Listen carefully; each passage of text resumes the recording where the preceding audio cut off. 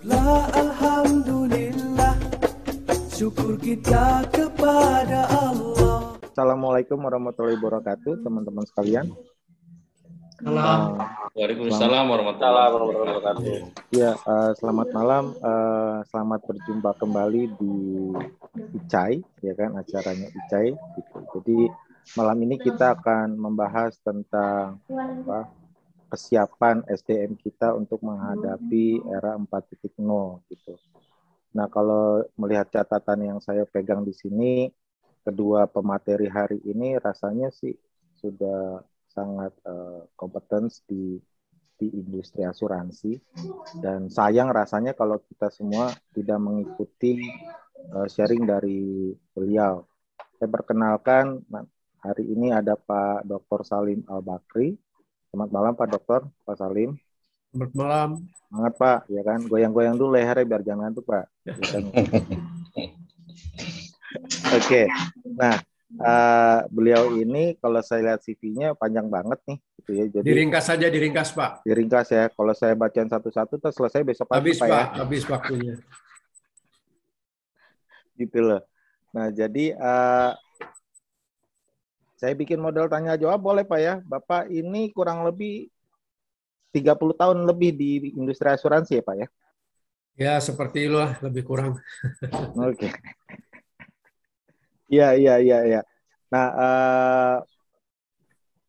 lama sekali di industri asuransi Pak Salim, gitu. Sekarang aktif mengajar di Universitas Muhammadiyah, gitu, di pasca sarjananya. Gitu. Lalu beliau sempat menjadi direktur utama Koperasi Asuransi Jiwa Indonesia. Gitu. Jadi sebagai akademisi dengan sekolah yang sudah mencapai di titik terakhir ya di program dokter, rasanya Pak Salim ini harus kita kurs nih ilmunya malam ini, gitu ya, biar tambah sehat dia. Ya. Jangan dikuras Pak, lagi kurang sehat. Ya kan, kalau disuruh mikir tuh nanti Tenaganya lagi langsung lemas. gitu kan, gitu. Jadi Insya Allah Pak, insya Allah. Iya, kita harus belajar banyak ini malam ini dari Pak Salim, gitu, karena beliau sangat ekspertis di industri asuransi. Jadi teman-teman siapin bolpen, ya, siapin note di laptopnya, gitu. Jadi mulai tulis-tulis nih.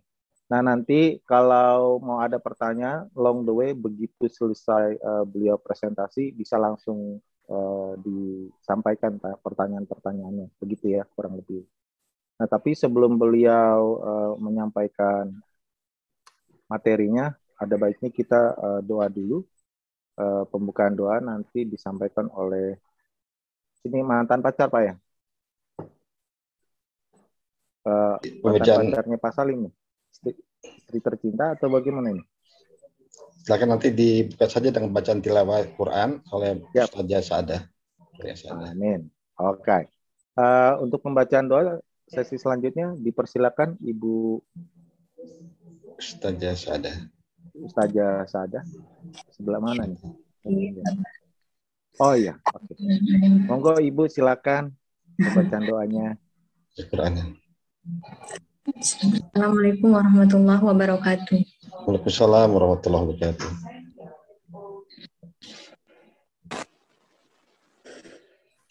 A'udzu billahi minasy syaithanir rajim.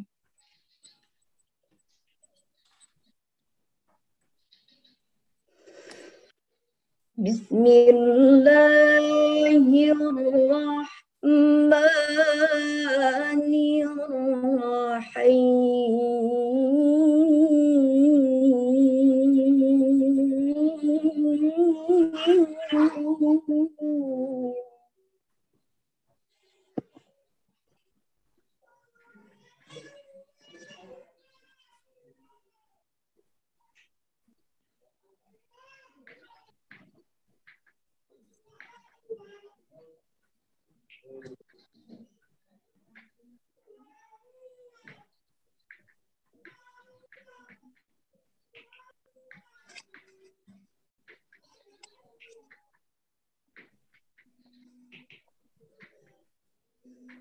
Ya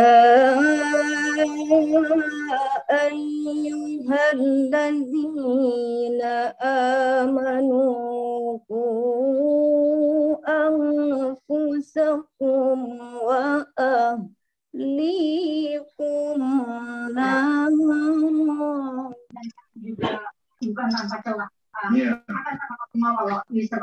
وقودها الناس والحجارة bagaimana kita bisa mengoptimalisasi digitalisasi ini malaikatun ghiladun syidadun la ya'suna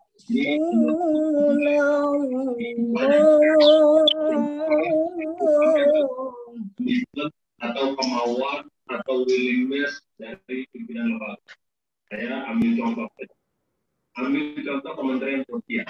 La ya'suna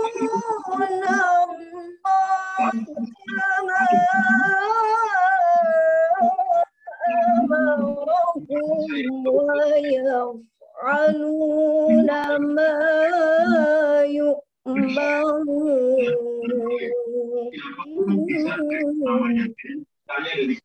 Silakan diisi, saya berhak masuk apa enggak?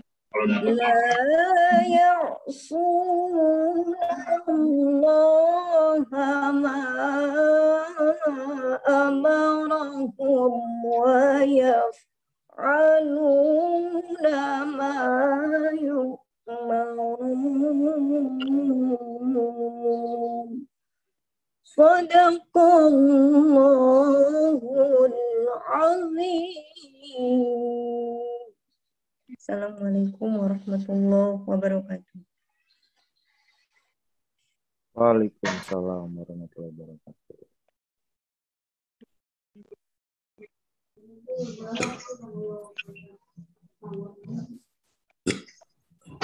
Ya. Kita masuk sesi selanjutnya, pembukaan dari Pak Amrin. Kalau ada kata sambutan, monggo silakan Pak. Baik, terima kasih. Assalamualaikum warahmatullahi wabarakatuh. Waalaikumsalam warahmatullahi wabarakatuh. Dan alhamdulillahirabbil alamin wassalatu wassalamu asrofil mursalin sayyidina Muhammadin wa ala alihi wa sahbihi ajmain amma ba'du. Mari kita panjatkan puji syukur pada Allah SWT pada malam hari ini. Alhamdulillah insyaallah acara ICAI yang keempat bisa kita laksanakan. Pertama kita ucapkan terima kasih kepada narasumber kita Bapak Dr. Salim Al-Bakri, dan nanti pun akan ada satu lagi Pak Mustaqim. Hari ini, malam ini kita membahas masalah bagaimana persiapan SDM dalam masuk ke era industri asuransi akan datang 4.0 ya. Insya Allah seperti halnya di blueprint di OJK, bahasanya kebutuhan akan sumber daya manusia di era yang akan datang di era industri ada dalam bidang teknologi ya, kemudian bagaimana untuk secara mental ya, secara spiritual juga harus dipersiapkan, tidak hanya bidang teknologi saja, tapi bagaimana kita nanti menghadapi industri yang akan datang ya, 4.0 itu. Maka malam ini insya Allah kita akan bahas bersama para pakarnya. Ya alhamdulillah sudah ada 2 narasumber hari ini. Insya Allah setiap bulan akan menyajikan materi-materi yang update, materi-materi insya Allah berguna bagi industri asuransi. Ya, nanti di bulan Januari minggu kedua kita akan membahas masalah insurtech. Insurtech bagaimana sekarang hampir semua perusahaan asuransi ya menerapkan insurtech ya. Nanti kita akan bahas di bulan Februari, di bulan Januari akan disampaikan oleh Bapak Abdul Ghani. Nah, terima kasih kepada para Bapak Ibu semua yang pada hari ini bisa bergabung di acara kajian online keempat. Mudah-mudahan malam ini kita bisa banyak mengambil ilmu, banyak mengambil manfaat dari para narasumber kita. Demikian Pak Robert, terima kasih. Selamat kita webinar pada malam ini. Assalamualaikum warahmatullahi wabarakatuh. Waalaikumsalam warahmatullahi wabarakatuh. Iya. Bapak Ibu, saya mau cek peserta dulu nih. Kalau pesertanya oke, tolong diklik-klik mic-nya gitu, menandakan bahwa Anda hadir. Ya kan? Pesertanya sudah oke. Ibu Miss Narni hadir. Atau mungkin bisa dilihatin videonya sebentar, wajahnya yang cantik dan tampan, yang ganteng dan cantik. Kita pengen lihat nih semangatnya teman-teman nih. Karena Pak Salim hari ini sudah berkorban banyak nih dengan kondisi tubuh yang sangat Pak ya. Gitu, sehat Pak ya, amin ya. Kita doain sama-sama ya. Gitu, siap. Oke, tidak berlama-lama, kita akan mulai acaranya. Pada sesi kali ini Pak Dr. Salim akan menyampaikan materi. Beliau akan berbagi kepada kita semua mengenai SDM. Nah, ada sedikit overview tentang industri asuransi update terakhir. Juga nanti akan ada bagaimana SDM itu dipersiapkan untuk bisa mengikuti ya gerakan industri yang sangat cepat akhir-akhir ini. Monggo Pak Salim, tidak berlama-lama, waktu dan tempat saya persilakan Pak. Ya, baik. Bismillahirrahmanirrahim. Assalamualaikum warahmatullahi wabarakatuh. Waalaikumsalam. Alhamdulillah, wassalatu wassalamu rasulillah wa ala alihi washabihi wa mawalah. Wala haula wala quwata illa billah. Rabbi shrah li sadri wa yassir li amri wahlul 'uqdatan min lisani yafqahu qawli. Pak Amrin sebagai penyelenggara dari ICAI ya, Ikatan Cendekiawan Asuransi Indonesia yang saya hormati, Pak Robert sebagai moderator, Pak Mustaqim, sahabat saya, Pak Budi, Pak Robidi, dan teman-teman lainnya. Ya, pertama mohon doanya, saya sedang kurang sehat nih, mohon maaf betul nih. Tadinya saya mau minta izin aja nih Pak, karena lemas badan saya ini nggak tahu ya, karena mungkin gula saya sedang naik nih, mohon doanya saja. Yang kedua, alhamdulillah kesempatan ini kita coba pakai sekemampuan saya ya, untuk bisa memenuhi undangan dari Pak Amrin untuk bisa sharing tentang kebutuhan sumber daya insani di era industri asuransi 4.0 ya, atau 4.0. Ya, silakan Pak Amrin. Silakan, next. Siapa? Asrat. Baik ya, kita lihat industri 4.0 saya kira sudah bukan hal baru ya di antara kita sekalian. Karena judulnya saya diminta itu ya, kira-kira environment atau lingkungan dari industri 4.0 ini ya seperti inilah ya. Makroekonomiknya yang terus berubah ya di era VUCA. VUCA itu adalah volatility, uncertainty, complexity, dan ambiguity, ya, di mana semuanya bergerak secara cepat, disertai dengan banyaknya ketidakpastian dan kompleksitas permasalahan yang dihadapi, serta adanya ketidakjelasan ambigu ya. Ya, jadi banyak sekali berkaitan dengan permasalahan-permasalahan keseharian kita yang mau tidak mau akan bersentuhan dengan hal-hal lingkungan tersebut. Next. 4.0 industri ini menjadi sangat penting ya, karena memang menyentuh banyak sekali aspek hidup dan kehidupan kita ya sehari-hari. Kemudian juga 4.0 ini, industri 4.0 juga mengintegrasikan antara dunia digital ya dengan fisik gitu. Ditambah lagi yaitu dalam kaitan meningkatkan operasi bisnis ya, baik itu produktivitas dan juga tentu pertumbuhan pendapatan. Jadi ada added value ya yang kita harapkan dengan menggunakan industri 4.0 ini. Kemudian juga dengan sebagai konsekuensinya dari semua itu, tentu organisasi dituntut untuk bisa secara dinamis ya, inovatif, untuk mampu beradaptasi terhadap dinamika tekanan daripada pasar. Ya, jadi ini merupakan hal yang paling menonjol lah ya. Tentu banyak lagi yang lain, tetapi yang paling menonjol mengapa industri 4.0 itu dianggap begitu penting ya. Jadi itu yang bisa disampaikan. Silakan dilanjutkan. Slide-nya masih banyak soalnya nih, waktu 15 menit ya. Oke, ini bisa dibesarkan nggak ya? Oke, kalau nggak bisa ya kecil nih buat saya dan juga teman-teman mungkin ya. Urgensi transformasi digital di industri asuransi. Pertama, memang untuk yang kita di asuransi ini kan senantiasa ya kita ada regulator yang secara ketat ya mengawal industri ini yang namanya OJK lah. Nah, jadi OJK sendiri mengatakan bahwa arahan OJK kepada industri asuransi agar ya mengimbangi perkembangan teknologi atau industri 4.0 ini dengan apa? Dengan meningkatkan kemampuan ya kompetensi SDM dan juga penggunaan teknologi ya. Jadi SDM dan teknologi ini sudah ditekankan demikian rupa ya, di samping tentu manajemen risiko oleh OJK, sehingga mau tidak mau ya asuransi harus ya menyesuaikan diri lah ya. Kemudian juga perubahan perilaku konsumen juga demikian ya. Banyak di antara hikmah dengan pandemi ini ya kita semua menjadi yang semula juga tidak terbiasa dengan teknologi ya online, maka sekarang menjadi sebuah keniscayaan ya. Kita hampir semua kita yang ngajar pun dengan online ya, dan juga kita mau berbelanja pun sekarang dengan online meskipun punya dampak-dampak negatif lain ya dengan adanya teknologi online ini. Kemudian yang berikutnya adalah penetrasi ya. Penetrasi pasar juga yang di dunia asuransi ini kan masih rendah sekali ya. Nah, jadi dalam hal kita berkaitan dengan industri 4.0 ini, seharusnya ini menjadi sebuah peluang ya. Tantangan yang sekaligus merupakan peluang. Peluang apa? Peluang untuk memanfaatkan teknologi ini semaksimal mungkin untuk meningkatkan market share tentunya, untuk meningkatkan pangsa pasar ya. Karena memang dengan teknologi ini ternyata bisa menjangkau kemana saja ya, borderless, artinya tidak ada lagi sekat-sekat ya. Tadi sudah disampaikan juga kita tidak dibatasi ruang dan waktu.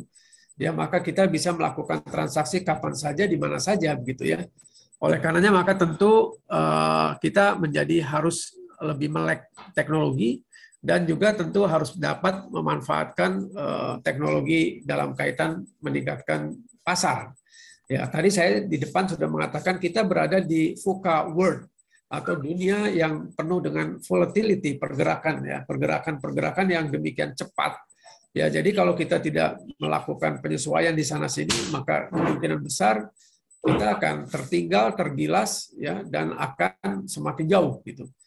Demikian juga uncertainty ya, V itu VUCA, volatility, U-nya adalah uncertainty.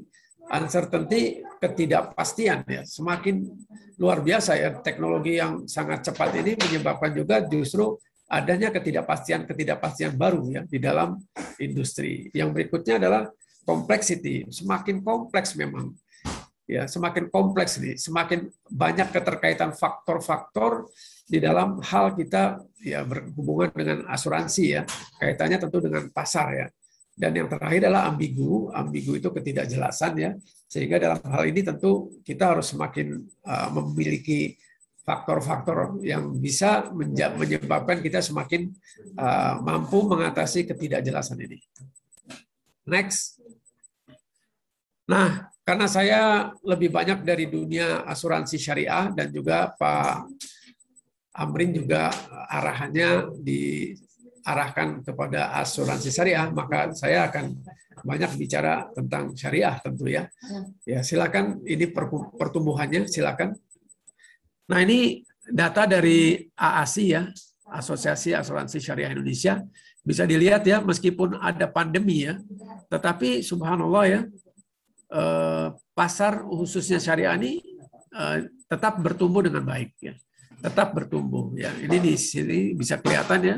Kelihatannya asuransi jiwa ini lebih mendominasi pertumbuhannya dibanding dengan asuransi umum dan reas ya.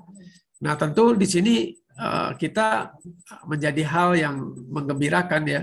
Karena memang ada kebijakan juga dari OJK ya, bahwa untuk asuransi yang masih unit syariah itu diwajibkan untuk segera menyusun RKPUS ya, rencana kerja untuk spin off ya, yaitu pengalihan ataupun menjadi yang tadinya unit menjadi badan usaha syariah.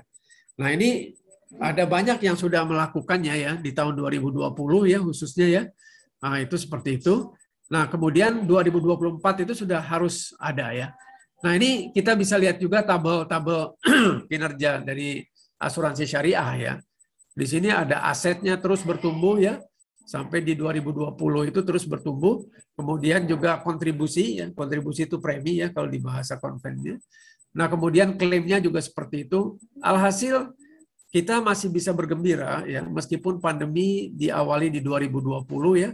2021 hampir 2 tahun ya rasanya semua bisnis terpengaruh atau ya terpapar ya dengan adanya pandemi ini, tapi subhanallah sekali lagi alhamdulillah kita bersyukur untuk asuransi syariah ini kelihatannya tetap bisa bertumbuh dengan baik ya.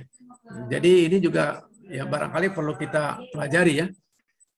Nah, kemudian tantangan-tantangan apa saja ya yang dihadapi di dalam menghadapi oleh asuransi ini dia adalah menghadapi revolusi industri 4.0 ini. Silakan. Nah, antara lain adalah tantangan-tantangan yang ada itu pertama tentu perusahaan harus segera melakukan penyesuaian strategi ya.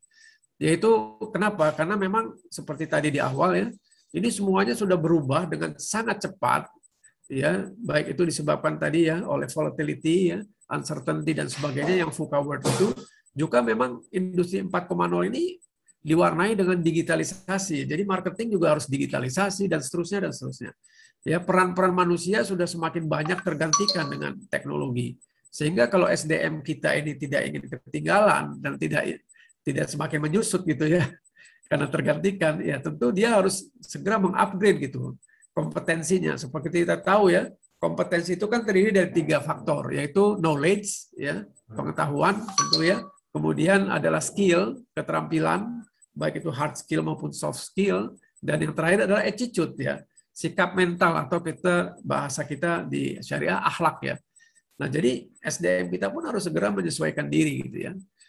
Nah, kemudian penguatan permodalan ini pun sebuah keniscayaan. Dengan kita nanti spin off ini, maka permodalan ini harus menjadi bagian yang sangat penting gitu, karena dia kan harus bisa menambah gitu kan. Nah, misalnya untuk syariah 100 miliar, mungkin untuk yang lain sampai untuk reas dan sebagainya bisa sampai 150 dan seterusnya ya. Nah, jadi ini memberikan satu kesempatan ya untuk perusahaan-perusahaan lain untuk melakukan skala usahanya dirubah gitu ya, supaya menjadi lebih ekonomis dalam bersaing ya. Atau bisa melakukan merger gitu ya. Kalau yang masih kesulitan permodalan, dia mungkin bisa melakukan upaya merger. Kemudian juga melakukan investasi dalam teknologi informasi ya, karena memang seperti tadi ya, IT ini sebuah keniscayaan, udah tidak bisa ditawar lah kira-kira gitu ya. Jadi no bargain gitu dalam masalah IT ini. Maka tentunya investasi dalam IT ini sesuatu yang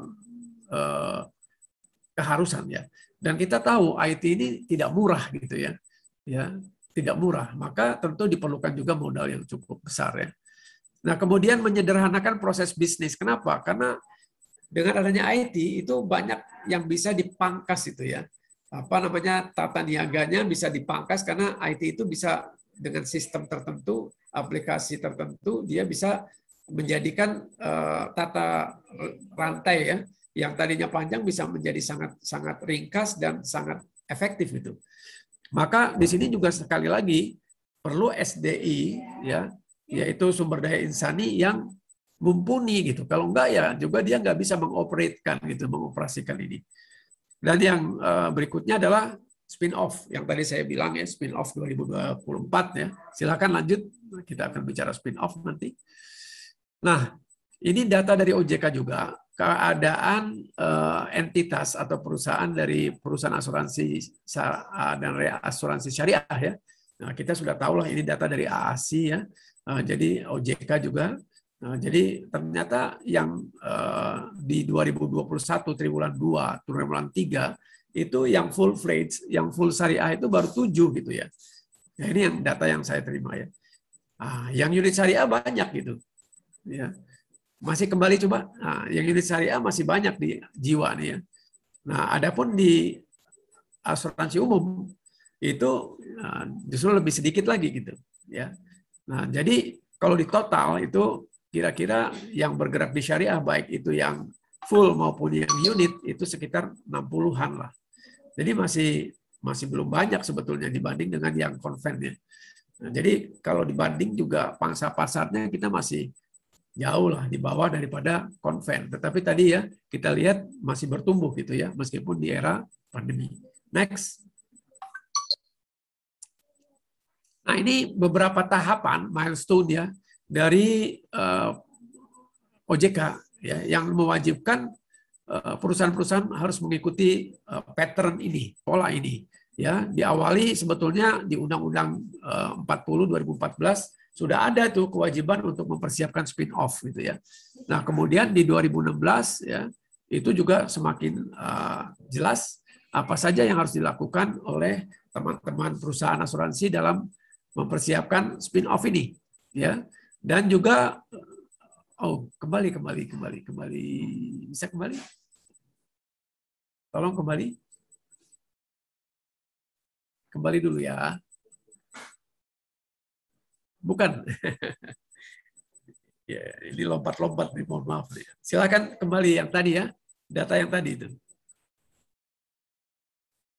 Ini dia ya, sebentar ya. Nah, kemudian RKPUS ya, rencana kerja pemisahan unit syariah ini juga sudah harus masuk di 2020 kemarin Oktober itu.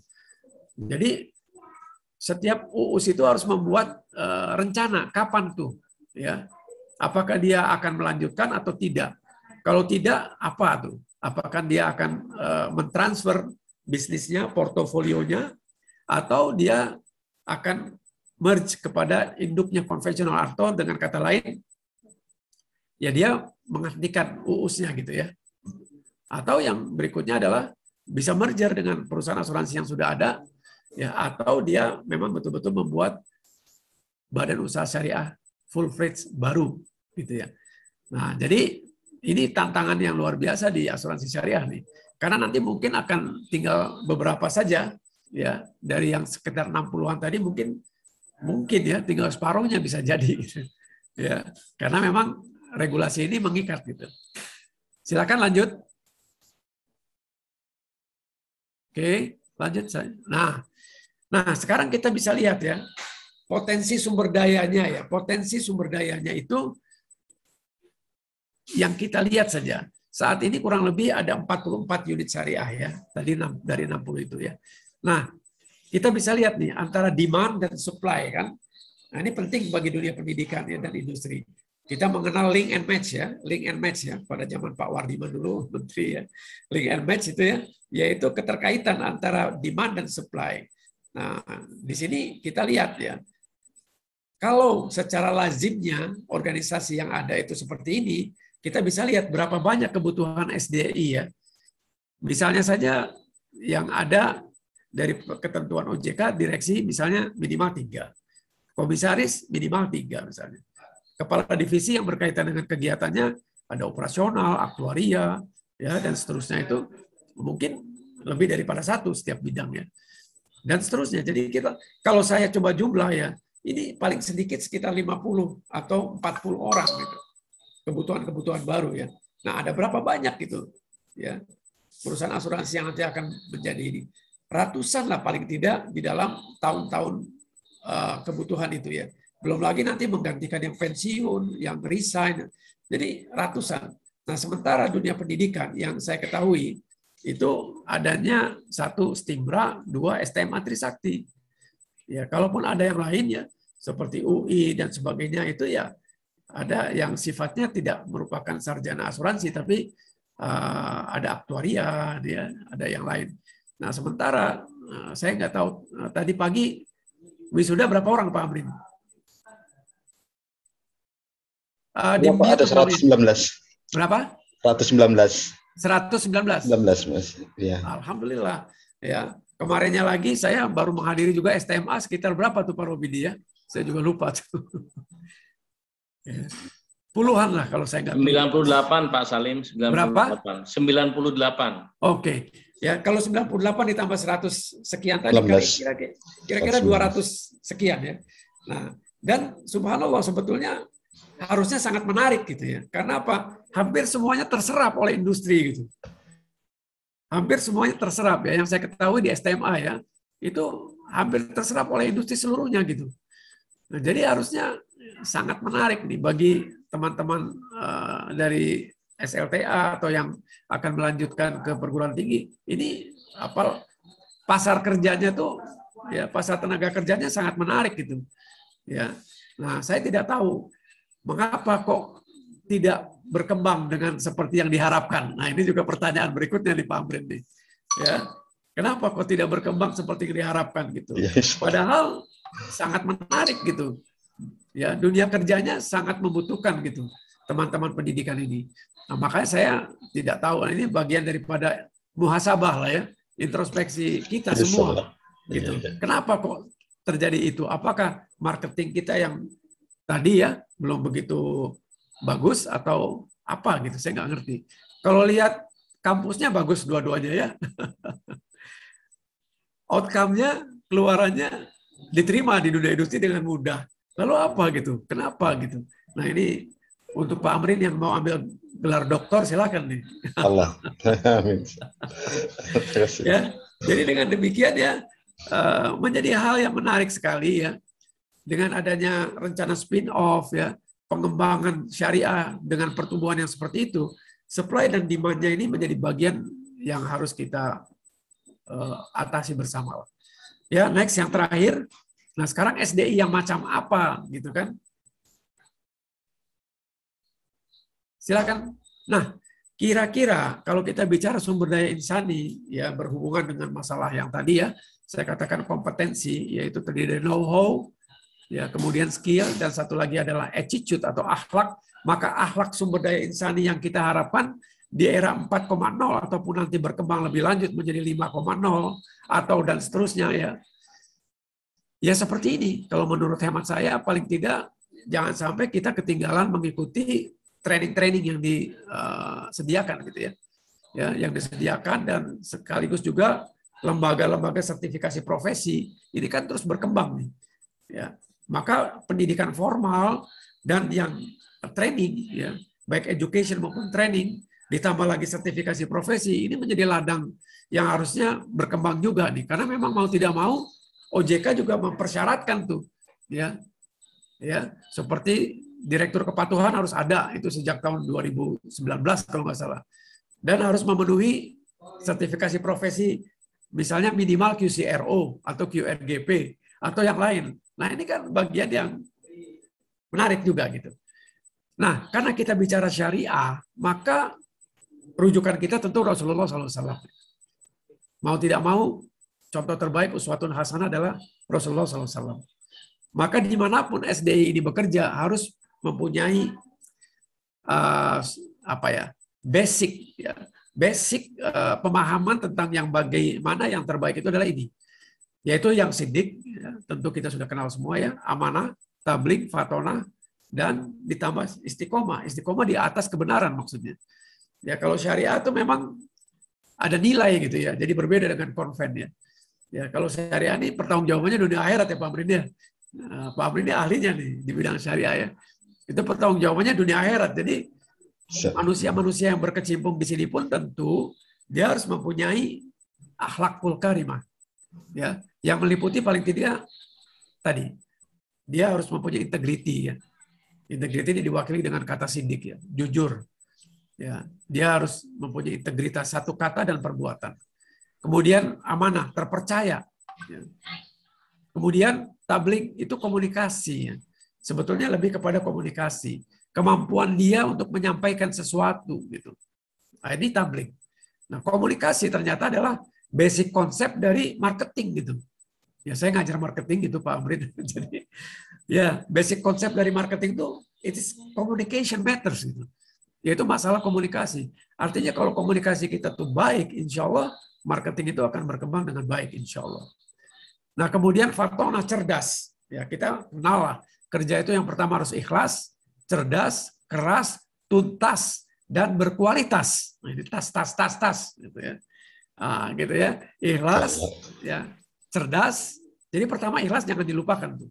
Karena ikhlas inilah yang membuat kita bekerja itu sebagai ibadah, gitu ya.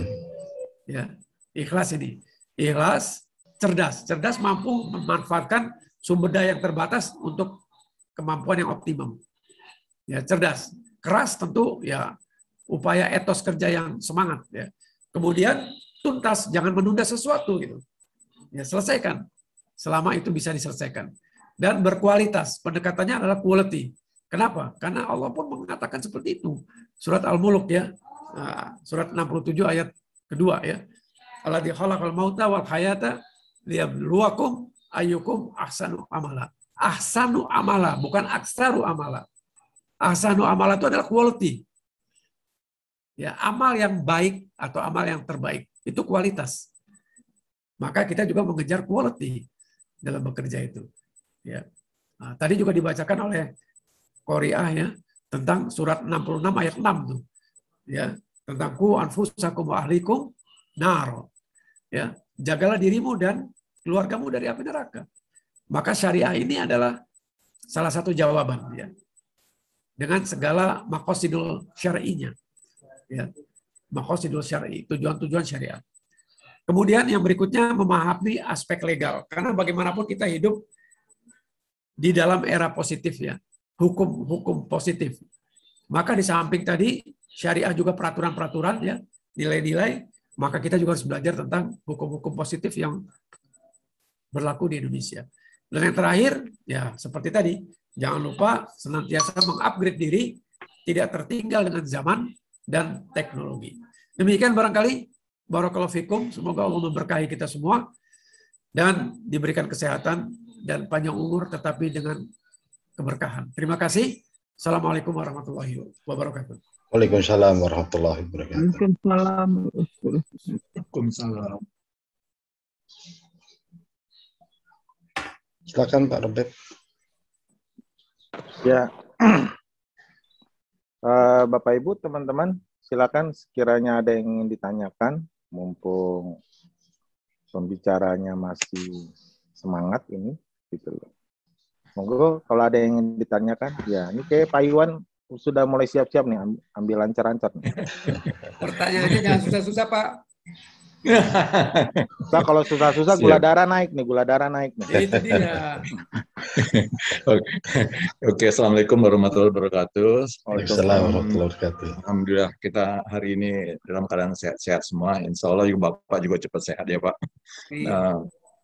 Cuman satu aja Pak, pertanyaan saya nggak banyak, nggak susah Pak.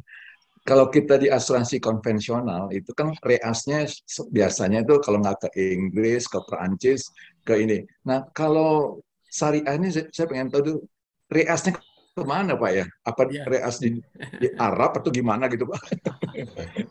Iya Pak. Itu saja ya Pak ya. Ya. Iya Pak, betul. Terima kasih. Terima kasih Pak Iwan. Saya kira yang saya ketahui justru ini semacam ironi ya. Ironinya tuh justru pusat-pusat syariah itu adanya di negara-negara yang bukan Muslim Pak. Dan yang saya ketahui untuk Eropa itu adanya di London gitu ya. Kemudian untuk Asia pusat adanya di Hong Kong gitu, aneh gitu. Nah, tetapi di Asia yang lain, di Asia Tenggara itu Malaysia Pak. Jadi ada beberapa perusahaan reas syariah kita ini kan ke Malaysia yang saya ketahui seperti itu. Ya, karena untuk bisnis-bisnis yang skop kontribusinya atau preminya cukup besar dengan risiko yang tinggi, maka kita memang wajar untuk mereaskan. Tidak hanya di dalam negeri, reas di dalam negeri yang syariah kan sudah ada Pak. Tetapi kalau resikonya tinggi dan intinya besar ya, maka kita juga reas ke luar juga. Itu yang saya dapat jelaskan Pak ya. Terima kasih Pak Iwan. Kalau ada yang keliru Pak Amrin, diluruskan Pak Amrinnya. Saya udah agak lama nih di dunia industri. Nah, ya, jadi barangkali seperti itu. Silakan Pak Robert. Silakan Bapak Ibu. Penanya kedua, ya jangan lupa vouchernya digosok dulu, nanti siapa tahu dapat hadiah. Ya silakan. Ada yang mau dapat ini nggak door prize nih? Nanti dapat satu. Pak Harsa. Yes. Pak Harsa. Pak Harsa, oke. Silakan Pak Harsa. Terima kasih Pak Robert. Terima kasih juga pemaparannya. Kemudian maaf saya masih di jalan, saya buka video. Cuman saya memang sampaikan sesuatu yang menarik beberapa waktu yang lalu, tepatnya 2 hari lalu gitu ya. OJK dalam hal ini OJK Ikan Syariah dengan ASI, Asosiasi Syariah Indonesia, membuat workshop mengenai persiapan syariah spin-off di 2024. Nah, insya Allah kami Maulaf Indonesia sudah menyerahkan RKPS termasuk dengan beberapa perusahaan joint venture yang selama ini belum full pledge gitu ya, hanya baru beberapa perusahaan, seingat saya 3 gitu ya, dari unit syariah menjadi full pledge di Indonesia. Nah, kaitannya dengan itu mungkin saya bukan bertanya tapi memberikan advice gitu ya. Di situ banyak sekali pertanyaan terkait dengan sumber daya manusia, kaitannya dengan tema yang diangkat malam hari ini. Kondisi yang terjadi di industri asuransi syariah sekarang itu menjelang spin off tuh jadi ada kayak pool talent ya, satu sama lain saling mengumpulkan CV gitu ya. Jadi yang tadinya ada di perusahaan X sudah siap-siap untuk dicaplok oleh perusahaan. Jadi kayak siapa yang kuat, siapa yang besar, siapa yang kasih gaji, siapa yang kasih kompensasi yang lebih tinggi itu akan menjadi. Ya, itu kanibal ya Pak, kanibal namanya. Nah, iya. Kenapa? Sesuai dengan POJK 67 tahun 2016 memang itu kan disyaratkan ada kewajiban mandatori, ada beberapa key area yang harus ada gitu ya. Contohnya kayak aktuaris, syariah, kemudian risk management dan lain-lain. Nah, ternyata sumber dayanya masih kurang, apalagi kalau kita bicara yang jauh lah ya, tenaga ahli syariah.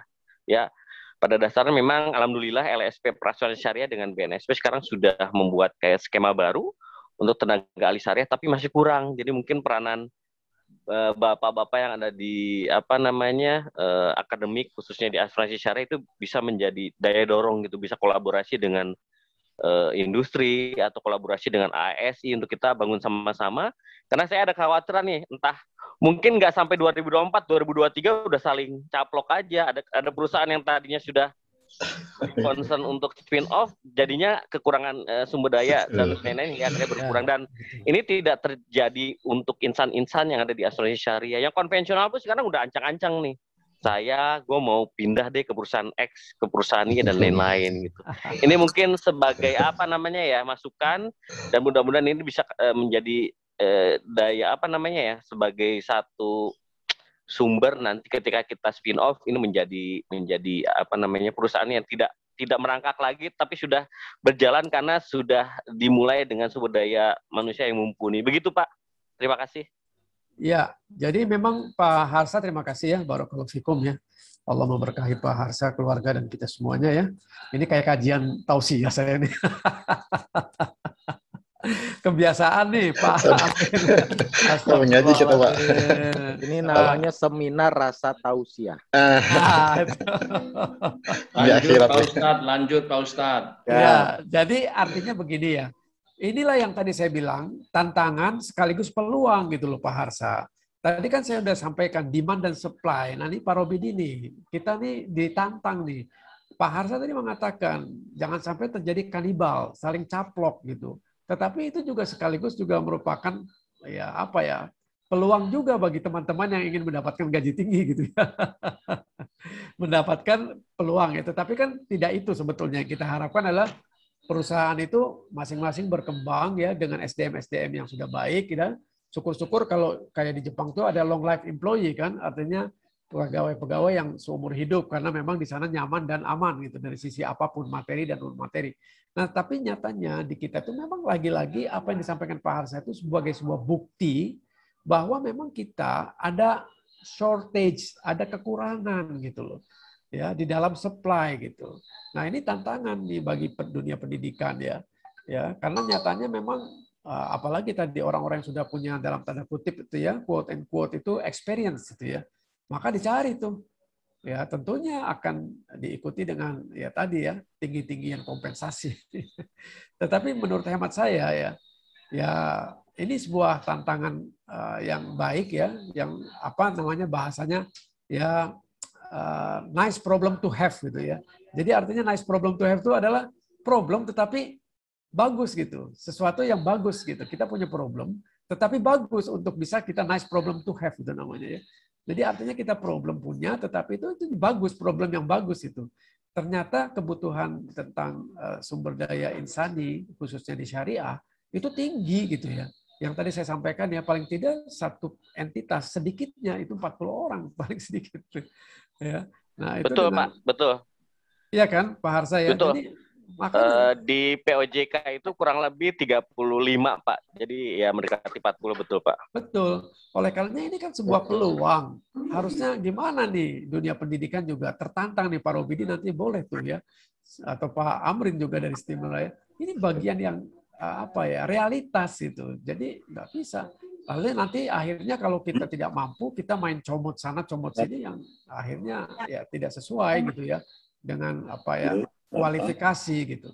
Jadi saya sih menyampaikan itu nice problem to have lah Pak. Jadi Pak Arsa itu it is a nice problem to have. Jadi itu satu problem yang indah yang bisa justru kita senang dengan problem itu karena itu bagian yang bagus untuk SDI kita gitu. Dibandingkan kalau memang itu stuck gitu ya, artinya berhenti atau itu. Jadi memang tetapi tadi ada transisi barangkali ya. Ada transitional period gitu Pak. Transisi, periode transisi yang nanti akan terjadi itu yang tadi Bapak bilang hijacking gitu ya, pembajakan. Betul. Nah, itu akan terjadi itu. Sudah mulai Pak. Sudah mulai ya Pak ya? Sudah. Jadi di pool dulu Pak. Oke, kirimkan CV dulu nanti ketika ini kita akan langsung gitu. Waduh. Ini. Waduh. Tapi belum ada yang menghubungi saya tuh Pak. Wah. Bagi-bagi lah Pak ya. Kalau ada yang bagi-bagi ya. Siap. Baik ya. Iya, tapi umur saya udah 63 Pak. Jadi barangkali. Alhamdulillah lah. Jadi teman-teman sekalian, inilah nice problem to have kita. Artinya sebuah problem yang indah yang harus kita hadapi dengan satu optimisme. Ya, terutama dunia pendidikan nih, gitu. Itu sih Pak Harsaya. Jadi saya sependapat dengan Bapak. Terima kasih. Ya, terima kasih Pak. Ini peluang kita ya. Nanti kita bisa sinergikan. Mudah-mudahan ini bisa menjadi apa namanya daya dobrak untuk industri asuransi syariah. Terima kasih Pak. Sama-sama. Barakallah Pak. Wafikum barakallah. Wafikum barakallah. Silakan Pak Robert. Oke, terakhir ya. Ya. Banyak-banyak nih, ntar nggak beres-beres nih. Iya. Tapi kelihatannya gula udah mulai turun nih Pak, udah semangat. Asik, kan gue udah bilang dari tadi, goyang-goyangin dikit biar sehat, ya kan. Allahumma sholli ala Muhammad. Iya, gitu. Oke, satu lagi terakhir. Yang ingin bertanya, monggo silakan. Siapakah? Silakan. Pak Ahmad Ansyori, mungkin? Atau yang lain? Silakan. Silakan, satu lagi sebelum Pak Mustaqim. Ya. Ya, Pak Budi Sugarda. Oke. Boleh, Pak. Boleh, Pak. Boleh saya, Siap. Pak. Wah, senior nih, senior. Bukan, Pak. Terima kasih, Pak Salim ya atas penjelasannya dan teman-teman sekalian. Kalau saya kan orang dari zaman kuno, Pak, ya. Jadi bahasa ibu saya itu bahasa Jawa. Jadi untuk berbahasa Arab ini sudah ngeri. Ini apa maksudnya? Jadi apakah tadi juga Pak Asin sampaikan ya harus ada semacam komunikasi ya apa namanya dalam bahasa ini. Tablik Pak. Ya, tablik. Jadi kenapa tidak juga di bahasa Indonesia kan sehingga orang awam jadi paham. Rumit ya. Pak. Saya itu rumit ini wah saya ini bahasa ibu saya harus bahasa Jawa ya, paling Indonesia ya. Ini kan bahasa Arab. Ya, sementara dulu waktu Inggris masuk dengan bank bahasa Inggrisnya, itu bisa diterjemahkan. Ya, Bank Prancis pun diterjemahkan bahasa Indonesia. Ya, bahkan toilet pun juga bahasa Indonesianya ada. Kenapa enggak diterjemahkan semua sehingga orang jadi paham, sehingga orang tua anak-anak ini juga jadi paham juga, Pak. Betul. Dan ini enggak gengsi, Pak. Kita semua tuh nggak gengsi, nggak kayak di bank tradisional yang konvensi itu kan gengsi Pak ya. Oh gitu ya, ya baik Pak. Ya, lebih gengsi lah, orang tuh juga lebih mantep ya. Tapi kalau saya ini apa ini mana belum banyak, komunikasi juga belum luas, orang belum paham ini apa. Terima kasih Pak. Arab lagi, mana ngerti saya kan gitu ya. Jadi ini hanya masukan Pak ya, saya terserah. Terima kasih Pak Budi. Ya. Saya mungkin ujungnya di situ Pak barangkali. Ujungnya adalah mengapa komunikasi yang penyebaran sosialisasinya. Bahasa Indonesia dulu lah. Lama-lama diajari bahasa Arabnya seperti ini loh. Ya. Jadi lebih mudah. Kayak Bapak tadi sampaikan terjemahan saya lebih ngerti. Oh, maksudnya itu toh. Ada kepercayaan dan sebagainya itu ya. Oh, Arabnya gitu. Jadi kan untuk saya blank itu, Pak. Baik, terus terang aja karena saya orang jauh dulu, Pak ya. Ini orang jauh. Kira-kira gitu, Pak. Terima kasih, Pak. Ya, terima kasih Pak Budi. Ya, ini memang ya termasuk salah satu tantangan juga bagi industri asuransi syariah. Karena Pak Budi baru lihat itu ya, cerita tentang apa namanya kriteria SDI yang diharapkan di syariah. Ya. Bapak akan lebih tidak mudeng lagi kalau dengar lagi produk-produk syariah yang banyak menggunakan. Itu Pak, mumet saya dengarnya apa? Iya, betul. Memang itu tantangan Pak bagi kami ya di syariah ini, karena memang ya tadilah kita tidak menutup mata bahwa istilah-istilah ini juga bisa menjadi sebuah hambatan, ya, bisa menjadi sebuah barrier ya di dalam komunikasi. Maka saya juga sepakat dengan Bapak ya, kalau ada istilah-istilah itu bisa diterjemahkan dalam bahasa Indonesia, paling nggak bahasa Arabnya ditulis tapi dalam kurungnya ada, kan gitu. Ya, betul Pak. Jadi supaya orang paham gitu ya. Betul itu Pak. Jadi produk-produk syariah juga banyak yang masih genuine gitu, menggunakan bahasa Arabnya gitu. Jadi mungkin ini salah satu juga yang menjadi hambatan dalam hal pemasaran ya. Karena orang tidak begitu mengerti gitu ya tentang apa yang dijual gitu ya. Padahal produknya sangat bagus, tetapi karena nggak ngerti belum apa-apa, ini apaan sih gitu kan? Jadi saya pikir ya Pak Amrin nih, Pak Amrin ini kan ahli bahasa juga nih. Gimana caranya tuh istilah-istilah dalam syariah ini tidak harus dihapus, tapi ada dalam kurungnya lah. Supaya orang ngerti lah yang dimaksud dengan yang tadi aja itu kan sangat mendasar ya sebagai orang Muslim pasti tahu lah yang disebut dengan sidik, amanah, fatona, tablik itu kan, tapi ternyata juga masih perlu penjelasan gitu. Jadi apalagi yang lebih rumit dari itu gitu. Ya, saya pikir terima kasih nih Pak Budi sarannya nih untuk kita semua nih, untuk kita semua Pak. Ya Pak, terima kasih banyak Pak Budi ya. Ya saya kira itu ya Pak Robert ya. Ya makasih Pak. Silakan Pak Robert. Oke. Ada ya. Pak Ahmad Ansori sebenarnya. Terima kasih. Oh, masih ada tambahan satu lagi atau bagaimana nih? Udah ya? Iya. Oh, Pak Ahmad. Oke. Bagaimana? Ya, baik, saya boleh terakhir ya. Terima kasih. Assalamualaikum warahmatullahi wabarakatuh. Waalaikumsalam. Saya Ahmad Ansori. Senang mengikuti forum ini, ibu-ibu dan bapak-bapak sekalian. Saya ingin share satu informasi yang saya pikir ini penting dan harapan saya bisa menginfluence lebih aktifnya pasar asuransi berbasis syariah di Indonesia, yaitu yang pertama sudah sejak lama dibincangkan tentang kebutuhan adopsi prinsip syariah dalam jaminan sosial, dan atas dorongan Kanun 11 2018 di Aceh tanggal 17 November yang lalu itu sudah diluncurkan bahwa jaminan sosial ketenagakerjaan khususnya terkhusus di Aceh itu sudah mengadopsi prinsip syariah yang pada dasarnya memastikan untuk pengelolaannya terhindar dari 3 hal utama, yaitu maisir, gharar, dan riba. Nah, harapan saya ini menjadi tambahan informasi dan penyemangat bagi asuransi berbasis syariah di Indonesia. Dan yang kedua, kebutuhan untuk pengelolaan jaminan sosial khususnya, dan saya pikir juga tentu asuransi pada umumnya karena begitu banyak kebutuhan asuransi dalam kehidupan sehari-hari kita, yang berbasis syariah ini sangat besar. Di Indonesia itu salah satu hambatan dalam penyelenggaraan jaminan sosial ketenagakerjaan, saya menemui sendiri beberapa basis data atau kasus macam itu adalah keengganan pekerja bahkan pemberi kerjanya karena khawatir terkena unsur-unsur 3 hal MGR itu. Dan sejak ditetapkannya ini kabar yang baik bagi Indonesia.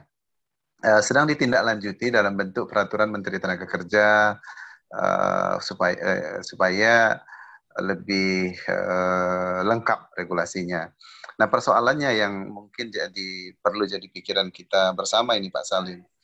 Kalau dalam konteks jaminan sosial, khususnya ketenagakerjaan, kan pemupukan atau penghimpunan dananya itu kan cukup besar. Ketika dia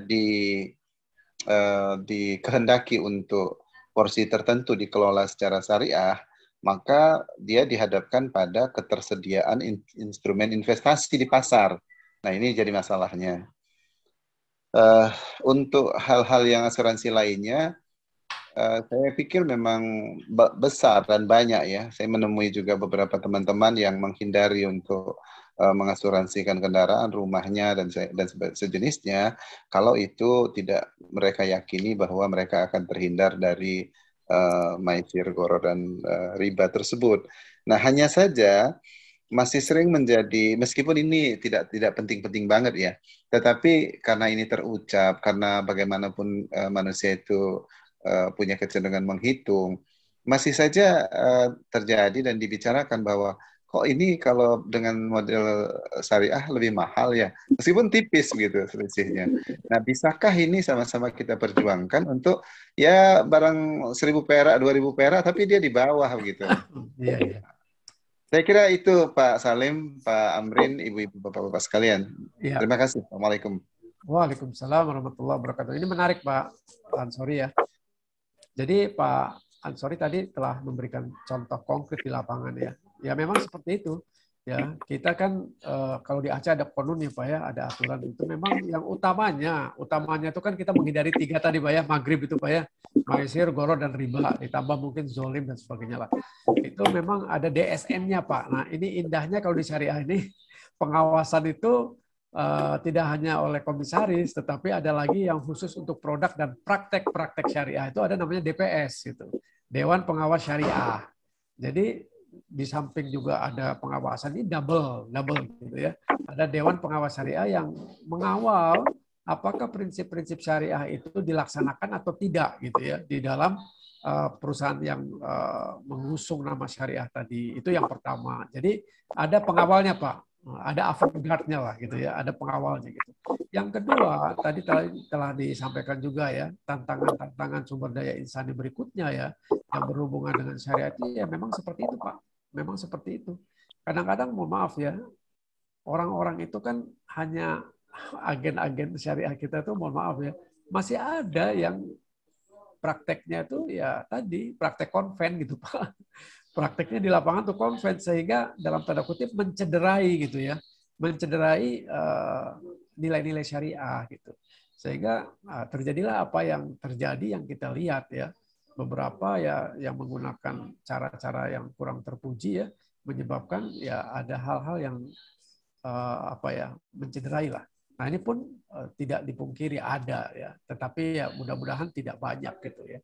Nah kemudian tadi yang terakhir tentang apa ya saya lupa tuh, tentang kalau saya harga Pak, harga lebih rendah daripada konvensional. Oh harganya lebih mahal, syariah lebih mahal katanya ya.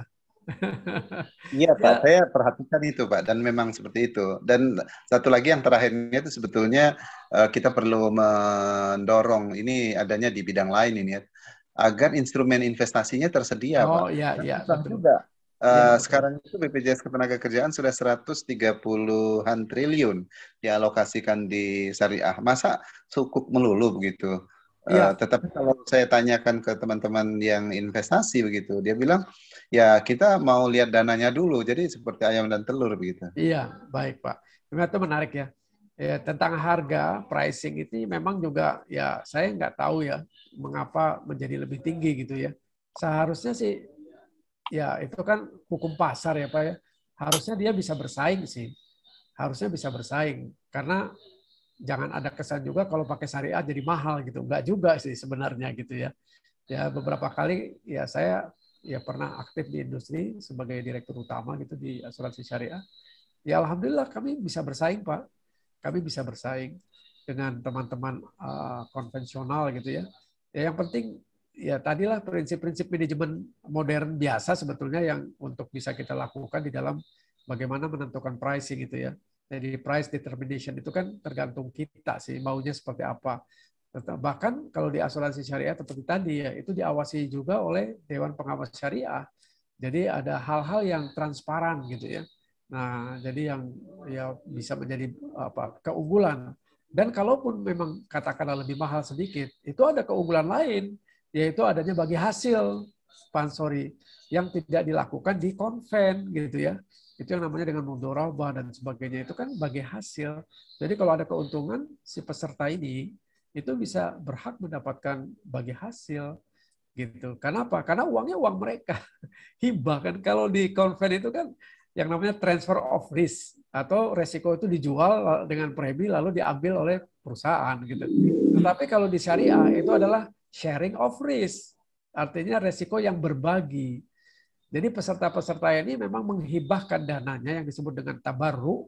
Nah itu untuk bergotong royong, saling membantu, melindungi. Kalau ada klaim itu saling, nah itu ta'awun kan, itu dia kira-kira.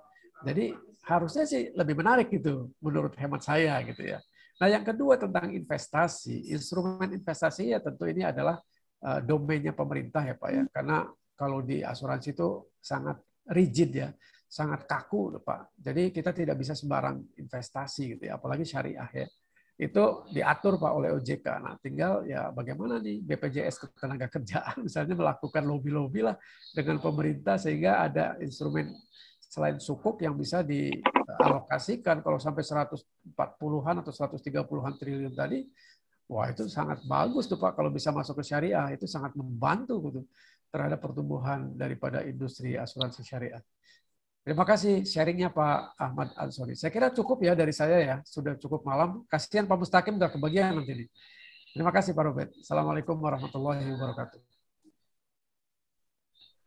Assalamualaikum warahmatullahi wabarakatuh. Syukran Ustaz Salim. Afwan. Waalaikumsalam. Waalaikumsalam warahmatullahi wabarakatuh. Terima kasih. Salam. Saya boleh izin live nggak ya Pak Amrin ya? Mohon maaf ya, saya harus istirahat. Ya, Pak Salim. Silakan. Silakan Pak sedikit ya kan. Ya, goyang. Terima kasih kawan-kawan semua ya. Terima kasih kawan-kawan semua. Mohon doanya kita semua sehat, insya Allah. Amin, amin. Ya, dan kita diberikan umur yang diberkahi dan mudah-mudahan husnul khotimah. Amin. Amin. Amin. Terima kasih. Assalamualaikum warahmatullahi wabarakatuh. Waalaikumsalam. Waalaikumsalam. Terima kasih. Oke. Bagaimana teman-teman? Ya kita sudah masih semangat ya teman-teman ya. Yang lainnya jangan kemana-mana dulu. Nih masih ada satu sesi lagi yang akan dibawakan oleh teman saya ini. Jadi ini harus diperkenalkan atau enggak ini Pak Mustaqim ini, Pak Amrin menurut Bapak? Silahkan Pak, perkenalkan dong. Langsung aja nggak apa-apa. Kayaknya udah pada kenal semua ini satu industri ya. Maksudnya ke situ. Belum. Oke Bapak Ibu, teman-teman, ini sahabat saya Pak Mustaqim ini. Jadi kita dulu sama-sama kuliah bareng. Terus beliau ini karirnya sederhananya itu lama di HR juga. Setelah itu banting setir masuk ke asuransi, kurang lebih begitu. Nah, di asuransi beliau aktif selain di industri juga di akademik, gitu juga aktif di organisasi asuransi. Terus sekarang aktif sebagai pebisnis ya, punya ada beberapa perusahaan yang dia running secara bersama-sama dengan timnya beliau gitu. Nah jadi saya tidak mau berlama-lama karena materinya bagus banget ini gitu. Yes, bro, silakan di sharing aja dari gua atau dari lo nih slide-nya. Mau dari masih dari saya aja nih ya. Oke. Ya boleh. Siap, oke. Here we go. Bisa kelihatan Bapak Ibu, teman-teman yang lainnya? Ya, siap, bisa. Baik, Assalamualaikum warahmatullahi wabarakatuh. Selamat malam. Bismillahirrahmanirrahim. Wa bihi nasta'in wala umuri dunya waddin sayyidina wa maulana Muhammadin wa alihi wa sahbihi ajmain amma ba'du. Rabbi shrah li sadri wa yassir li amri wahlul 'uqdatam min lisani yafqahu qawli.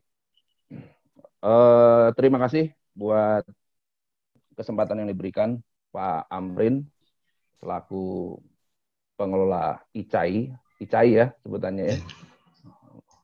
Pak Robert selaku moderator. Lalu tadi Pak Salim, sahabat sekaligus guru saya. Beliau terlihat lebih sehat setelah diskusi tadi, tampaknya lebih fit dibanding di awalnya. Berarti nanti Pak Amrin perlu undang beliau lagi.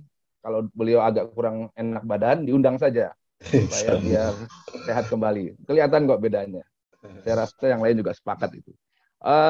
Kalau ini enak disebutkan pesertanya, disapa satu-satu. Selamat malam Pak Iwan Harahap. Oh ya, ini guru saya Pak Budi Sugarda, luar biasa masih hadir. Pak Muhammad Harsanto, Pak Robidi, Pak Harsa Martana, Ibu Yani, Ibu Sri Widiarti, Ibu Mardaleni, dan Pak Ahmad Ansori. Waalaikumsalam Pak. Ya, saya untuk materi hari ini dikasih waktu juga tidak lama dan tidak diarahkan. Kalau tadi Pak Salim diarahkan untuk ngomong tentang syariah, saya tidak diarahkan, saya hanya diberikan informasi ya bicara tentang kebutuhan sumber daya insani gitu ya di era industri asuransi 4.0 ya. Jadi sebenarnya secara esensi saya hanya mungkin akan menyampaikan umumnya saja yang sifatnya menyoroti terkait masalah sumber daya insaninya. Kalau tadi bicara tentang industrinya, perkembangannya dan sebagainya sudah cukup lengkap disampaikan oleh Pak Salim, khususnya tadi yang bagian asuransi syariah. Saya hanya ada 2 slide tentang industri asuransi.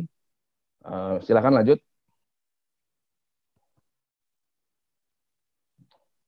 Jadi kalau bahasa pengantar yang tadi penekanannya hanya pada bagaimana dengan aspek akhlak para SDM tersebut ya. Perlukah dilakukan transformasi ya? Ya sebenarnya ini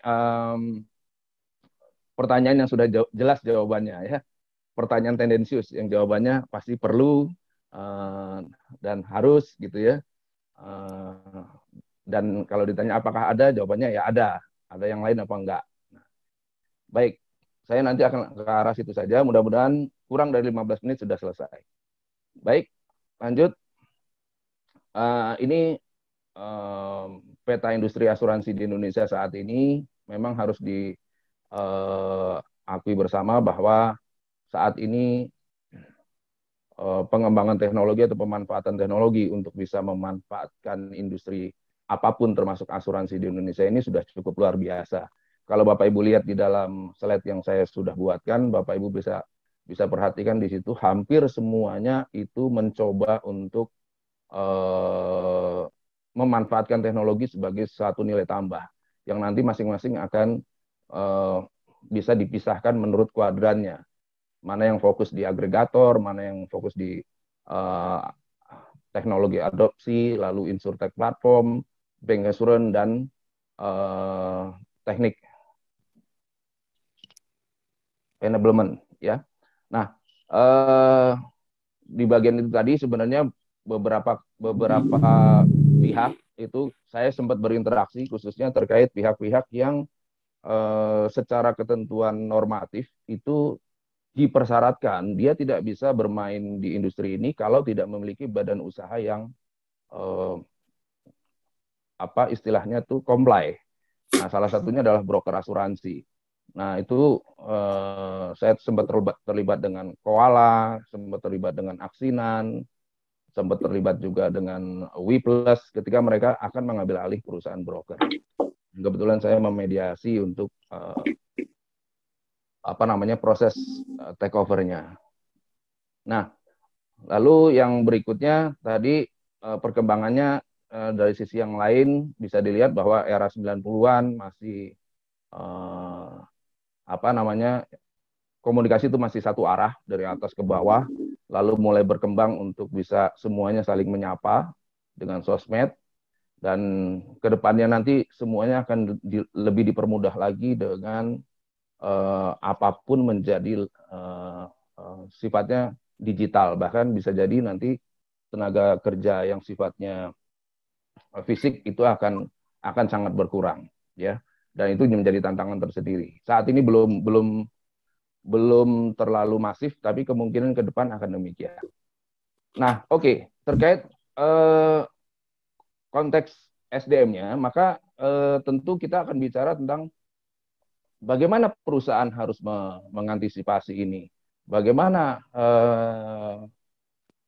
para calon pekerjanya atau profesionalnya juga mempersiapkan diri. Nah, saya mencoba mengambil poin pentingnya bahwa ya secara umum sih sebenarnya prosesnya akan sama. Bicara perusahaan melakukan rekrutmen dan seleksi, prosesnya dari zaman yang sebelumnya dengan yang saat ini tentu tidak akan jauh berbeda.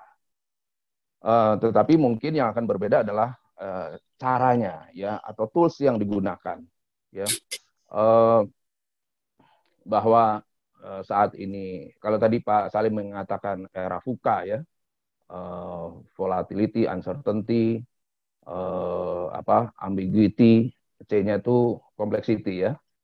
Itu memang sesuatu yang memang terkesan seolah-olah kita ini serba tidak pasti, cepat berubah dan sebagainya. Nah, apapun itu kita tetap akan punya pakem terkait masalah proses rekrutmen dan seleksinya. Nah, di rekrutmen dan seleksi bisa dilihat dari 4 hal ini langkahnya, mulai dari basic testing sampai dengan memilih karyawan, menentukan jenis tesnya. Nah, ini jenis tes juga akan variatif. Ke depan juga tes yang sifatnya online juga akan makin banyak. Terus ada work sample dan simulation. Ini juga mungkin ke depan akan lebih mudah. Karena apa?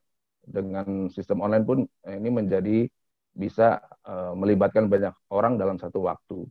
Dan yang terakhir tentu saja ini juga yang menarik, sama seperti yang sebelumnya juga, sebelum era saat ini, investigasi background, ya, dan seleksi, metode seleksi yang lain. Nah, tinggal di sini tantangannya adalah bagaimana kita mengupdate semua tahapan proses ini sesuai dengan perkembangan yang ada, ya. Lanjut, Pak Robert.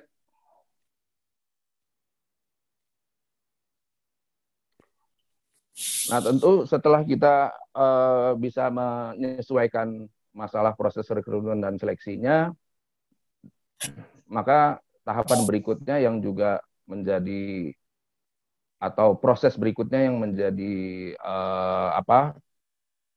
penentu tentang mampu tersedia atau tidaknya sumber daya insani, ya, nyebutnya sumber daya insani karena kita bicaranya syariah. Jadi kalau yang biasa kita nyebutnya sumber daya manusia. Sumber daya insani, ini proses berikutnya adalah masalah training dan development. Dan ini pun juga sama, bahwa di era sebelum ini ya ada orientasi dan onboarding. Ketika masuk ini harus melakukan apa, diberitahu tentang apa, dan sebagainya. Itu tentu nggak akan berbeda dengan masa sebelumnya. Sampai dengan nanti melakukan evaluasi atas training effort, ya. Nah, ini tinggal disesuaikan dengan kebutuhan pada kondisi saat ini, ya. Jadi ketika sudah ini disesuaikan, kalau bicara prosesnya ini menurut saya sama aja sih. Toh saya di perusahaan juga ketika melakukan proses rekrutmen nambah orang, ya prosesnya sama aja, cuman metodenya menjadi lebih berbeda, lebih cepat, nyarinya lebih gampang. Kalau zaman saya tahun 2000 bekerja di perusahaan asing sebagai SDM, untuk manggil orang itu kan harus telepon rumahnya, mereka belum punya handphone. Kalau sekarang gampang, tinggal di WA saja sudah bisa. Kalau nggak bisa datang, sekarang bisa dengan mekanisme online meeting dan seterusnya dan seterusnya. Saya rasa begitu untuk bagian peran dari SDM yang perlu untuk dilakukan. Nah, sementara kita lihat persyaratan sumber daya insan yang ideal, kalau tadi cukup menarik yang disampaikan Pak Salim, mengambil contoh dari sifat-sifat Rasulullah ya, sidik, amanah, fatonah, dan tablik ya. Ditambah satu lagi istiqomah ya. Tadi saya baca, saya sempat lihat. Ya sebenarnya senada lah dengan yang akan saya sampaikan, cuma beda tampilan saja Bapak Ibu sekalian ya, beda tampilan. Jadi kalau saya melihatnya dari sisi yang ideal itu memenuhi aspek-aspek satu, kecerdasan intelektual IQ. Nah, ini terminologi yang sudah lama dipakai dan tidak asing, dan ini seringkali menjadi acuan utama di banyak perusahaan ketika melakukan pemilihan karyawan mana yang akan calon karyawan mana yang akan diteruskan menjadi karyawan. Nah, dilihat cuma dari sisi kemampuan akademiknya atau kemampuan tes psikotesnya, terus apapun yang terkait dengan masalah teknikal dan intelektual. Bisa ngelihat dari IPK-nya saja gitu ya. Ini oke, jangan oke. Mohon maaf. Ini oke, secara kekinian pun masih orang atau SDM banyak mencari kualifikasi seperti ini. Tetapi mungkin perlu lagi untuk diperhatikan calon pekerjanya maupun perusahaannya untuk memperhatikan parameter yang kedua, yaitu kecerdasan emosional (EQ), ya, di mana ini bicara tentang kemampuan seseorang mengendalikan emosinya menghadapi situasi yang menyenangkan maupun menyakitkan. Nah, itu terminologi yang literaturnya sudah cukup banyak juga dan bisa dipelajari dan bisa dipahami untuk kemudian menjadi sesuatu yang mestinya dipikirkan oleh setiap orang untuk bisa menjadi bagian dari dirinya. Kenapa? Kalau bicara di era yang saat ini, maka kalau hanya mengandalkan IQ, kecerdasan intelektual, maka ke depan itu lawannya adalah artificial intelligence. Bahkan saya pernah baca nanti untuk urusan hukum itu lawyer sudah tidak diperlukan untuk memahami bagaimana nanti respon atas suatu case, ya, itu menggunakan artificial intelligence itu sudah bisa untuk menjawab nanti kalau kasusnya begini jawabannya begini, kasusnya begini jawabannya begini. Nah, ini menjadi sesuatu yang bisa dikatakan keniscayaan ya, akan ke arah sana, sehingga kalau tiap orang hanya mengandalkan ini, maka bersiaplah untuk tertinggal. Nah, sehingga saya coba bangkitkan terminologi atau ingatkan kembali tentang terminologi pentingnya kecerdasan emosional (EQ). Nah, ini memang saya sendiri belum tentu bisa melakukan itu, tapi saya coba untuk menyampaikan supaya nanti itu menjadi sesuatu yang mungkin bisa menjadi catatan ya. Kalau di literaturnya diambil contoh orang yang punya kemampuan kecerdasan emosional cukup kelihatan itu, kalau pemimpin tuh kayak model apa sedikit politik ya. Pak Harto tuh katanya EQ-nya tinggi itu, emotional intelligence-nya. Dia marah atau senang atau kecewa nggak kelihatan katanya. Nah, kayak gitu. Nah, mungkin sekarang contoh-contohnya lebih banyak lagi. Nah, yang terakhir tentu ini kalau bicara yang kecerdasan emosional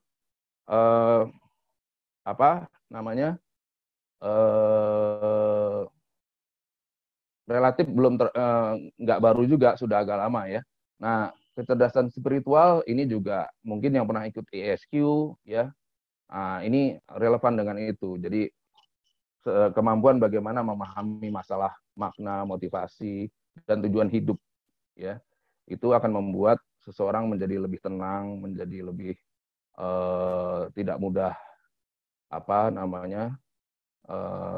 tidak mudah kecewa, selalu bisa menerima takdir dengan baik, apapun itu dianggap baik, ya.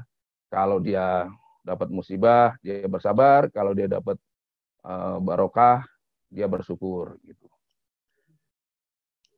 Alhamdulillah, ternyata nggak sampai 10 menit materi saya. Ini sudah terakhir. Slide terakhirnya, danke, thank you, gracias, semua lengkap di sini. Merci sampai terakhir, matur nuwun ada di situ. Semua bahasa ada di situ. Jadi itu saja yang bisa saya sampaikan untuk malam ini. Sebenarnya saya harus bilang sama Pak Amrin sama Pak Robert, tadi saya berharap duluan, karena sebenarnya saya ada meeting juga. Terpaksa saya meetingnya, saya bela-belain demi ini. Ini karena Pak Amrin teman saya sih. Terima kasih. Maklum saya sok sibuk lah, sana sini. Teman, ya sudah terpaksa pada suatu momen akhirnya harus memilih. Saya rasa begitu. Ini bukan memberikan ini ya Bapak Ibu ya, Pak Iwan, bukan memberikan kuliah ya Pak. Saya cuma menyampaikan apa yang saya pahami secara simpel karena waktunya terbatas. Yang tentu saja mudah-mudahan karena slide-nya sudah dibagikan juga, mudah-mudahan bisa menjadi salah satu acuan lah buat Bapak Ibu, istilahnya ketika akan melakukan proses-proses yang terkait dengan penyiapan SDI ya, sumber daya insani. Terima kasih banyak. Assalamualaikum warahmatullahi wabarakatuh. Waalaikumsalam. Ya, Bapak Ibu teman-teman, itu di belakang saya ada sop, ada burger, ada spaghetti, mie goreng, nasi goreng. Silakan kalau mau pesan nanti di cover sama Pak Amrin, ya. Gesen. Iya. Oke, ini materinya tadi bagus banget ya, jadi saling melengkapi ya gitu. Jadi ini kombinasi yang tanpa dirancang ternyata saling melengkapi satu sama lain. Dan saya belajar banyak malam ini, thank you bro. Gitu. Jadi buat teman-teman pastinya ini tadi materinya bagus sekali. Monggo silakan kalau ada yang ingin ditanyakan, sekiranya ada yang kurang jelas atau yang ingin ditanyakan, silakan. Pak Iwan Harap udah mulai buka kamera nih. Kasih ya, dulu senyum dan nggak apa-apa sobetnya, kalau Pak. dikasih kesempatan. Ya, boleh langsung. Oke. Assalamualaikum warahmatullahi wabarakatuh. Tadi Pak siapa yang Mustaqim ya? Iya Pak Mustaqim Pak. Oke, Pak Mustaqim, Pak. Oke, Pak Mustaqim, tadi apa yang Bapak paparkan itu memang masih relevan, artinya masih relevan sekali. Jadi, saya hanya mau sharing aja ini, jadi karena keadaan yang sekarang ini, kalau kita bicara era revolusi industri 4.0, itu sebenarnya sudah terjadi itu dari tahun 2011 atau 2012 itu. Nah, yang menjadi cepat begini, gara-gara ada pandemi ini kan gitu, maka jadi agak cepat ini yang kita proses. Nah, jadi mungkin bagi akademisi atau yang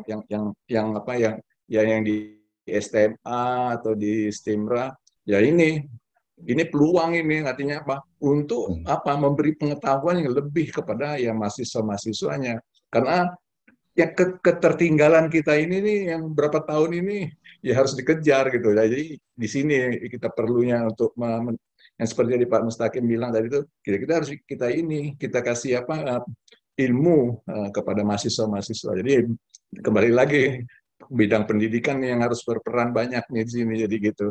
Benar. Ya. Jadi saya senang sekali dari paparan dari Bapak itu masih relevan. Emang betul. Saya juga pernah ikut ISQ. Jadi tahu betul tadi. Iya, Pak. Jadi betul Pak Mustaqim. Jadi menurut saya itu bagus tuh di ini ya. Kalau misalnya lebih lama lagi lebih bagus gitu. Artinya apa? Ya mungkin ada yang nggak tahu atau yang udah lupa kan gitu aja kan Pak. Makasih Pak. Assalamualaikum warahmatullahi wabarakatuh. Ya Pak Iwan. Ini perkenalan pertama, sapaan pertama udah menyenangkan nih Pak Iwan nih. Tidak. secara kecerdasan emosional saya nggak terlalu saya perlukan untuk saya kendalikan. Jadi ya memang benar Pak Iwan, ini tantangan buat pendidikan, bukan hanya SMA dan Stimra, tapi semuanya sebenarnya, bahwa orientasi pendidikan itu jangan cuma bicara ke masalah ke masalah yang sifatnya keilmuan. Keilmuan itu sebenarnya juga, kalau saya akhirnya sering mengatakan, saya kebetulan dosen juga Pak. Jadi ya saya sering mengatakan, Anda itu kalau dengerin dosen ngomong di depan atau siapapun narasumber di depan, itu sebenarnya bukan dapat ilmu, saya bilang. Kok gitu Pak? Iya, bukan. Buat dosennya mungkin ilmu karena dia sudah mempelajari atau sudah ngalamin dan sudah melekat. Buat Anda itu sebenarnya cuma informasi. Cuma informasi. Kenapa? Apa buktinya? Nanti 2 hari lagi udah lupa yang kita bahas malam ini, atau 3 hari lagi sudah lupa. Bahas seminggu udah nggak ingat. Bahkan sebulan lagi nama saya juga sudah lupa Pak. Jadi kira-kira begitu. Saya sering ngomong begitu sama mahasiswa, tapi mereka mudah untuk bisa mempelajari dengan cara apa? SKS kan, sistem kebut semalam. Ujian besok, sekarang buku yang tadinya kelihatannya males banget dibukanya, tapi kalau tahu besok ujian, setebel itu kebaca semua Pak, karena kemampuannya keluar ketika tertekan. Ya, kita semua ngalamin nih. Bapak Iwan mungkin yang lain juga ngalamin, saya juga ngalamin. Last minute kita baru akan siap, dan karena itu sangat tertekan, tapi kemampuan kita keluar semua. Nah, iya, betul. Yang kayak gitu menurut saya udahlah, gampang itu gampang. Yang penting tuh prakteknya. Lalu tadi yang Pak Iwan juga garis bawahi, kecerdasan emosional, kecerdasan spiritual. Nah, itu dimasukkan dalam kurikulum. Makasih Pak Iwan. Saya menanggapi demikian. Semoga bisa ketemu offline Pak. Amin, amin. Insya Allah. Ya. Alhamdulillah, syukur kita kepada Allah.